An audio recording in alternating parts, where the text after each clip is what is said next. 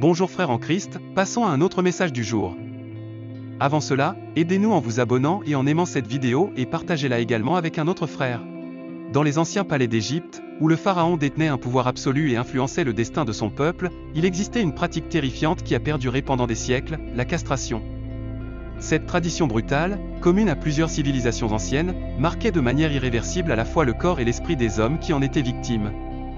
Ceux qui étaient sélectionnés ou capturés pour occuper des postes de haute responsabilité perdaient souvent la possibilité d'avoir des descendants, privant ainsi une part fondamentale de leur identité masculine. Ce geste ne les privait pas seulement de leur capacité biologique à procréer, mais leur interdisait aussi de laisser un héritage, un aspect très valorisé dans les cultures anciennes. Dans ce contexte sombre, la Bible mentionne la figure de Potiphar, un officier égyptien de grande importance et capitaine de la garde du pharaon. Bien que les Écritures ne donnent pas de détails sur sa vie personnelle ou son état physique, certaines traductions utilisent le terme « eunuque » pour le décrire, ce qui a suscité des controverses et diverses interprétations au fil du temps. La question que beaucoup se posent est de savoir si la Bible suggère réellement que Potiphar a été castré ou s'il a subi une transformation physique qui l'a conduit à cette condition.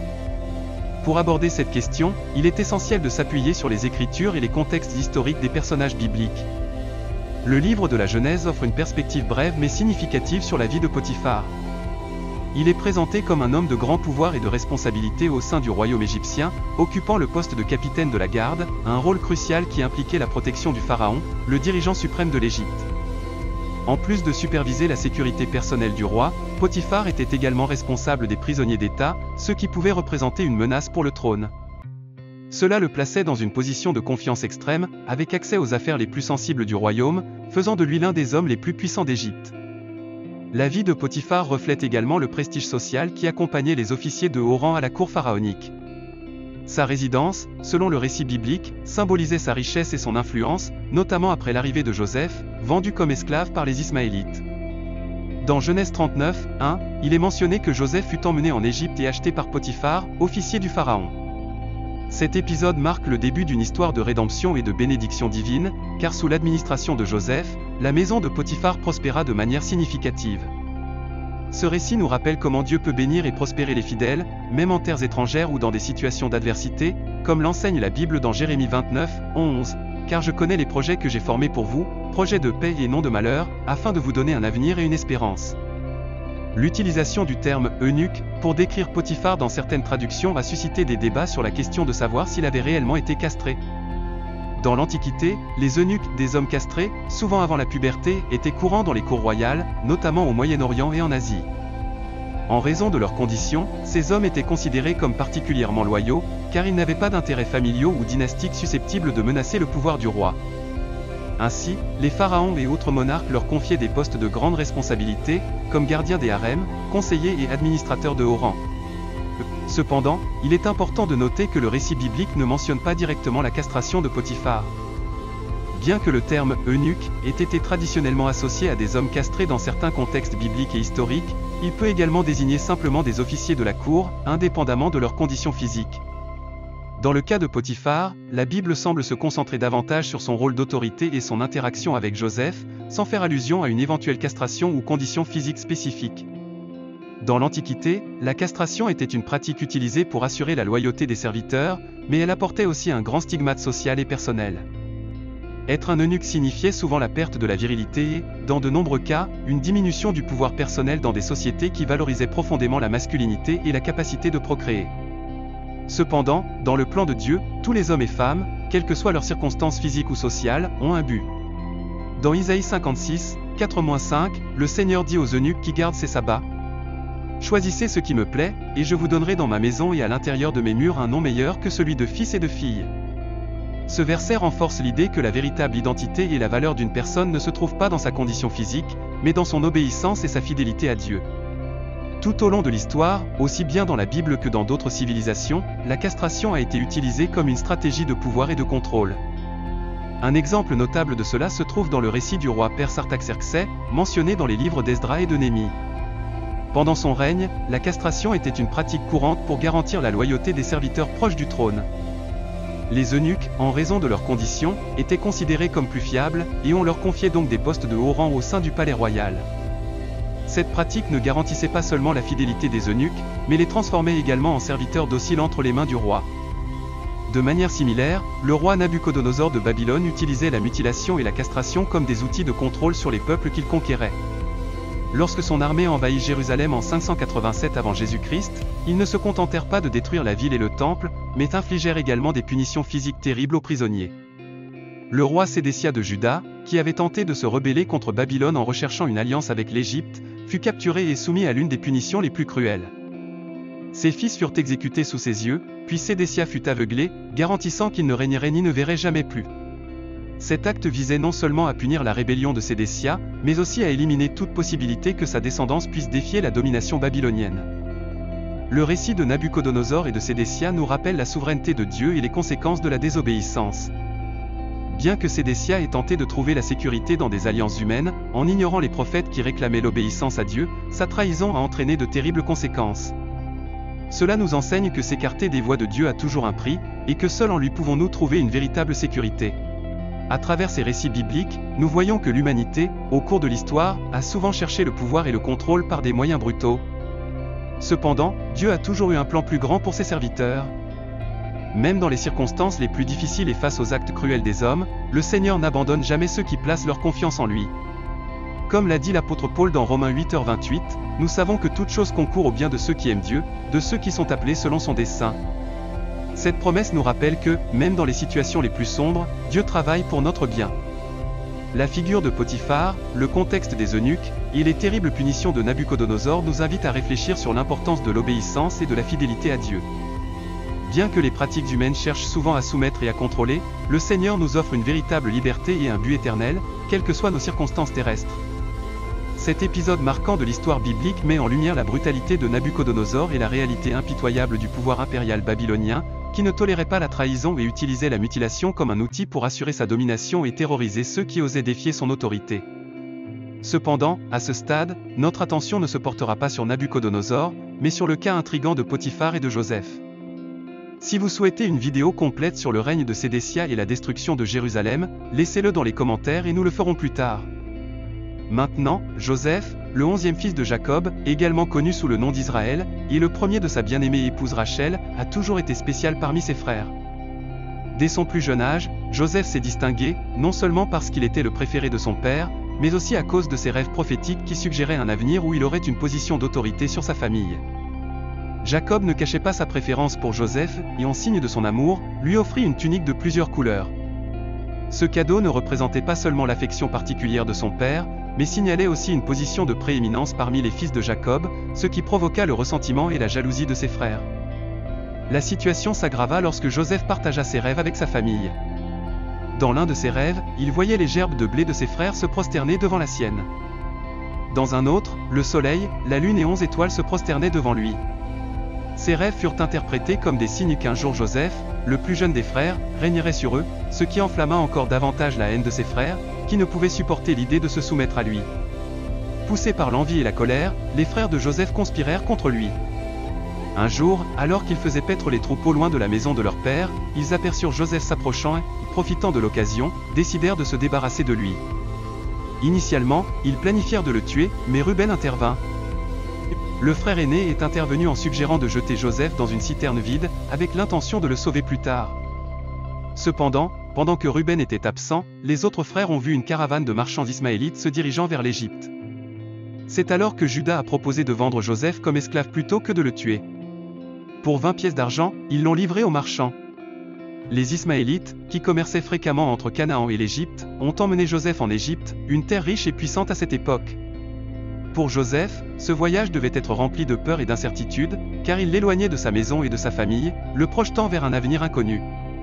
Pour cacher leur crime, les frères de Joseph ont tué un chevreau et ont trempé sa tunique dans le sang de l'animal.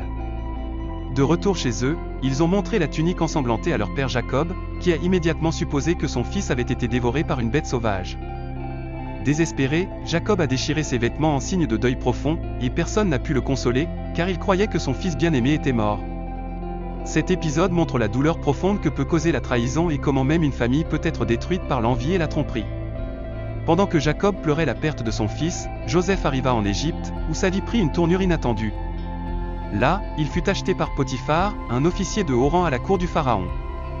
Malgré les difficultés, le récit biblique souligne que le Seigneur était avec Joseph et que tout ce qu'il faisait prospérait. Avec le temps, Potiphar remarqua que Joseph avait des capacités exceptionnelles et que, sous sa gestion, sa maison prospérait remarquablement.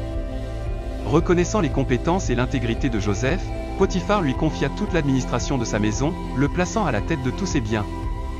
Joseph devint ainsi le majordome principal, responsable de tous les aspects de la maison, des serviteurs aux ressources financières. La seule chose que Potiphar ne lui confia pas fut sa femme. Cependant, la prospérité de Joseph attira l'attention non désirée de la femme de Potiphar, qui, impressionnée par son apparence et ses compétences, tenta à plusieurs reprises de le séduire. Malgré ses tentatives insistantes, Joseph resta intègre, refusant de trahir la confiance de son maître, et surtout, de pécher contre Dieu. À une occasion, Joseph répondit aux avances de la femme de Potiphar en disant « Comment pourrais-je commettre une telle méchanceté et pécher contre Dieu » Genèse 39, 9. Ce refus ne fit qu'intensifier le désir de la femme, qui ne renonça pas à le séduire. Un jour, lorsque tous les serviteurs étaient absents, la femme de Potiphar saisit l'opportunité pour forcer Joseph à coucher avec elle. Désespéré et fidèle, Joseph s'enfuit, laissant son manteau entre les mains de la femme. Humiliée et furieuse d'avoir été rejetée, la femme de Potiphar décida de se venger. Elle cria en demandant de l'aide, accusant faussement Joseph d'avoir tenté de l'agresser. Lorsque Potiphar revint et fut informé de l'incident présumé, il se mit en colère. Cependant, il est important de noter que, malgré la gravité de l'accusation, Potiphar n'a pas condamné Joseph à mort, ce qui était la punition habituelle pour un esclave accusé d'avoir tenté de violer la femme de son maître. Cela suggère que Potiphar faisait confiance au caractère de Joseph et doutait de la véracité de l'accusation. Au lieu de le condamner à mort, Potiphar décida de lui infliger une peine moins sévère et l'envoya dans la prison royale, où étaient détenus les prisonniers du Pharaon. Même en prison, le récit biblique précise que le Seigneur était avec Joseph. Rapidement, il gagna la faveur du chef de la prison, qui lui confia la supervision des autres prisonniers et la gestion des opérations à l'intérieur de la prison. Comme dans la maison de Potiphar, tout ce qui était sous la gestion de Joseph prospérait, démontrant que la main de Dieu était toujours avec lui. Pendant son séjour en prison, Joseph rencontra deux officiers du Pharaon, l'échanson et le chef boulanger, qui avaient également été emprisonnés. Les deux hommes eurent des rêves troublants la même nuit et ne savaient pas ce qu'ils signifiaient. En remarquant leur inquiétude, Joseph leur proposa d'interpréter leurs rêves, leur rappelant que les interprétations appartiennent à Dieu, Genèse 40, 8. L'échanson raconta son rêve en premier, il voyait 3 sarments de vignes qui produisaient des raisins, dont il faisait du vin pour le Pharaon. Joseph interpréta que les 3 sarments représentaient 3 jours, au bout desquels l'échanson serait rétabli dans sa fonction. Joseph saisit l'occasion pour demander à l'échanson que, lorsqu'il serait libéré, il parle de sa situation au Pharaon afin qu'il puisse également être libéré de la prison. Encouragé par l'interprétation positive de l'échanson, le boulanger raconta son rêve, dans lequel il y avait 3 paniers de pain sur sa tête dont les oiseaux mangeaient le contenu. Cependant, Joseph dut donner une interprétation plus sombre, les 3 paniers représentaient également 3 jours, mais à la fin de cette période, le boulanger serait pendu. 3 jours plus tard, comme Joseph l'avait prédit, l'échanson fut rétabli dans ses fonctions et le boulanger fut exécuté. Malgré la précision des interprétations, l'échanson oublia de parler de Joseph au Pharaon, et Joseph resta en prison pendant encore 2 ans. Finalement, le Pharaon eut 2 rêves qui le troublèrent profondément, et aucun de ses sages ne put les interpréter. Ce fut alors que l'échanson se souvint de Joseph et parla au Pharaon du jeune Hébreu qui avait interprété son rêve en prison. Joseph fut rapidement libéré de la prison et conduit devant le Pharaon. Interrogé sur les rêves, Joseph affirma que l'interprétation viendrait de Dieu et expliqua que les rêves révélaient que l'Égypte connaîtrait cette année d'abondance, suivie de cette année de famine sévère. L'histoire de Joseph est un puissant exemple de la manière dont, malgré les épreuves et les difficultés, Dieu a un plan plus grand pour ceux qui lui font confiance. Le Pharaon suggéra de désigner un homme sage pour superviser la récolte et le stockage des vivres durant les années d'abondance, afin de garantir des provisions suffisantes pour les années de disette. Cette proposition impressionna non seulement le Pharaon, mais révéla également le caractère exceptionnel de Joseph. Émerveillé par la capacité et le discernement de Joseph, le Pharaon le nomma gouverneur d'Égypte, lui donnant l'autorité pour mettre en œuvre le plan qu'il avait lui-même proposé. Cette nomination marqua un changement radical dans la vie de Joseph, qui passa de prisonnier injustement accusé à la 2e position la plus puissante du royaume, juste en dessous du Pharaon. De plus, en signe de sa nouvelle position et de son honneur, le Pharaon donna à Joseph un nom égyptien, Aphnath-Panéa, et le maria à Asnath, la fille de Potiphéra, prêtre d'On. Ce mariage avec une femme de la noblesse égyptienne renforça encore la position de Joseph, l'intégrant non seulement au gouvernement, mais aussi à l'élite sociale et religieuse de l'Égypte. Au fil du temps, certaines interprétations erronées ont émergé à propos des personnages bibliques de Potiphar et Potiphéra. L'une de ces confusions concerne l'idée que Potiphar, décrit comme eunuque dans certaines versions de la Bible, aurait changé de sexe et pris le nom de Potiphéra, ce qui n'a aucun fondement dans les Écritures. Cette interprétation erronée provient d'une confusion entre deux personnages distincts, Potiphar, l'officier qui a acheté Joseph comme esclave, et Potiphéra, le prêtre don, père d'Asnath, l'épouse de Joseph. La Bible ne mentionne à aucun moment que Potiphar, l'officier égyptien, ait changé de sexe ou de nom. Ces affirmations proviennent de malentendus ou de lectures précipitées qui ne distinguent pas clairement les deux personnages. Il est important de souligner que Potiphar et Potiphéra sont deux personnages complètement différents. Potiphar est présenté dans la Genèse 39 comme le capitaine de la garde du pharaon, tandis que Potiphéra est mentionné dans la Genèse 41-45 comme le prêtre don, dont la fille Asnath fut donnée en mariage à Joseph après son ascension au pouvoir. Une autre controverse qui est apparue concernant Potiphar est la question de savoir s'il était ou non un eunuque. Bien que certaines traductions de la Bible utilisent le terme « eunuque » pour le décrire, il n'y a pas de preuve claire dans les Écritures pour confirmer qu'il ait été castré. Le terme hébreu « sari » utilisé dans la Genèse 39-1 peut être traduit par « eunuque » dans certains contextes, mais il peut également signifier « officier »,« fonctionnaire ». Dans l'ancien Proche-Orient, y compris en Égypte, le terme « sari » désignait souvent un officier de haut rang, qu'il ait été castré ou non. Dans le cas de Potiphar, bien que le texte utilise le terme « sari », il n'y a aucune indication explicite qu'il ait été castré. En fait, le récit biblique se concentre davantage sur sa position de pouvoir et sur sa relation avec Joseph, sans mentionner de détails sur sa condition physique. Pour éviter les confusions, de nombreuses versions modernes de la Bible présentent Potiphar simplement comme un officier du pharaon, sans mentionner s'il était ou non un eunuque. De plus, le fait que Potiphar soit marié et que sa femme joue un rôle important dans le récit suggère qu'il n'était pas eunuque, car dans la culture de l'Égypte antique, les eunuques ne se mariaient généralement pas et n'occupaient pas de postes impliquant des responsabilités familiales. Cela soutient l'idée que le terme « sari » dans ce cas se réfère davantage à son statut et à sa position en tant que fonctionnaire de confiance du pharaon, et non à sa condition physique. Un autre aspect important à clarifier est que dans les cultures anciennes, y compris la Mésopotamie, la Perse, et dans certains cas, l'Égypte, la castration n'était jamais utilisée comme moyen de changer de sexe ou d'identité de genre d'une personne. Au contraire, la castration avait un but très spécifique, garantir la loyauté et neutraliser les menaces potentielles dans le contexte politique et social, notamment dans les cours royales. Les eunuques étaient souvent placés à des postes de confiance, car, sans descendance, ils ne pouvaient pas aspirer à établir une dynastie qui mettrait en péril la stabilité du trône. En résumé, la Bible ne suggère jamais que Potiphar ait changé de sexe ou de nom, et ces affirmations proviennent de malentendus ou de lectures confuses qui ne distinguent pas clairement les personnages bibliques. Il n'existe pas de preuves claires dans les Écritures qui confirment que Potiphar ait été castré. Dans Genèse 39-1, le terme hébreu « sari » est utilisé pour le décrire, ce qui peut être traduit par « eunuque » dans certains contextes, mais peut aussi simplement signifier « officier »,« fonctionnaire ». Dans l'ancien Proche-Orient, y compris l'Égypte, sari désignait souvent un officier de haut rang, indépendamment du fait que la personne ait été castrée ou non. Dans le cas de Potiphar, bien que le texte utilise le terme « sari », il n'y a aucune indication explicite dans le récit suggérant qu'il ait été castré. En réalité, l'accent est mis sur sa position de pouvoir et sur sa relation avec Joseph, sans mentionner de détails sur son état physique. Pour éviter les malentendus, de nombreuses versions modernes de la Bible le présentent simplement comme un officier du pharaon, sans mentionner s'il était ou non un eunuque. De plus, le fait qu'il était marié et que son épouse jouait un rôle important dans l'histoire suggère qu'il n'était pas un eunuque, car, dans la culture de l'Égypte ancienne, les eunuques ne se mariaient généralement pas et n'avaient pas de responsabilité familiale. Cela renforce l'idée que « sari » dans ce contexte se réfère davantage à son statut et à sa position en tant que fonctionnaire de confiance du pharaon, et non à son état physique. Il est important de noter que, dans les cultures anciennes comme la Mésopotamie, la Perse, et dans certains cas, l'Égypte, la castration n'était pas utilisée pour changer le sexe ou l'identité d'une personne. Son objectif principal était de garantir la loyauté et de réduire les menaces potentielles dans les contextes politiques et sociaux. Les eunuques occupaient souvent des postes de confiance, car, n'ayant pas de descendance, ils ne représentaient pas une menace pour la stabilité du trône. D'autre part, grâce à la sagesse et à la capacité de gestion de Joseph, un plan stratégique de stockage des vivres a été mis en place pendant les années d'abondance. Sous sa direction, l'Égypte a accumulé de grandes réserves de grains, remplissant les greniers et assurant suffisamment de provisions pour faire face aux années de famine à venir.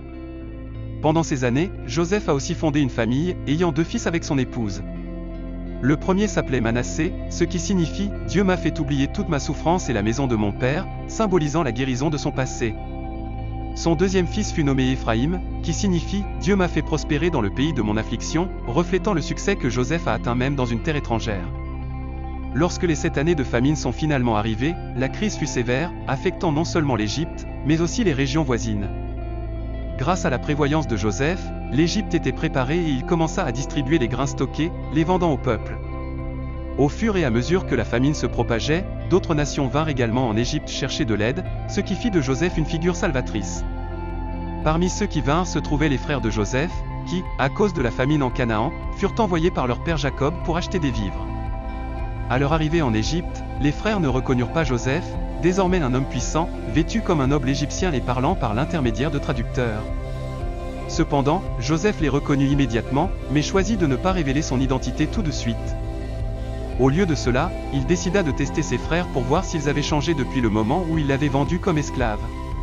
Tout d'abord, il les accusa d'être des espions et retint Siméon comme otage, exigeant qu'ils ramènent leur plus jeune frère, Benjamin, comme preuve de leur honnêteté. Après quelques hésitations, les frères retournèrent en Égypte avec Benjamin. Joseph organisa un banquet pour eux, mais garda toujours son identité secrète.